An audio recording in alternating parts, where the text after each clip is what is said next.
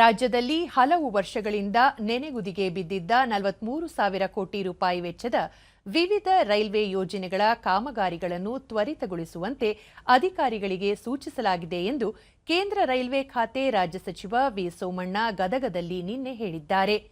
ಕೇಂದ್ರ ಸಚಿವರಾದ ನಂತರ ಮೊದಲ ಬಾರಿಗೆ ಗದಗಕ್ಕೆ ಆಗಮಿಸಿದ ಅವರಿಗೆ ಬಿಜೆಪಿ ಕಾರ್ಯಕರ್ತರು ಅದ್ದೂರಿಯಾಗಿ ಸ್ವಾಗತ ಕೋರಿದರು.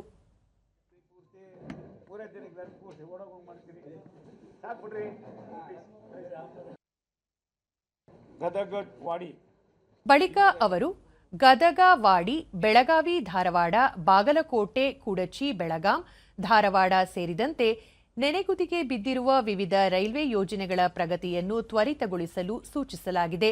ಕೆಲವೆಡೆ ಭೂಸ್ವಾಧೀನ ಪ್ರಕ್ರಿಯೆ ನಡೆಯುತ್ತಿದ್ದು ಡಿಸೆಂಬರ್ ಒಳಗೆ ಇದು ಪೂರ್ಣಗೊಳ್ಳಲಿದೆ ಎಂದರು. 30 ತಾರೀಕು ಒಳಗಡೆ ಅಕ್ವಿಜೇಷನ್ ಕಂಪ್ಲೀಟ್ ಮಾಡಿಸ್ತೀವಿ. ಜನವರಿ ಫೆಬ್ರವರಿಲಿ ಟೆಂಡರ್ ಮುಗೀತದೆ. 2027 ಕೊನೆ ಒಳಗಡೆ ಅದನ್ನು ಕಮಿಷನ್ ಮಾಡ್ತೀವಿ. ಗದಗ ವಾಡಿದು 27 ಜೂನ್ ಒಳಗಡೆ ಎಲ್ಲವೂ ಮುಗಿಸ್ತೀವಿ ನಾವು.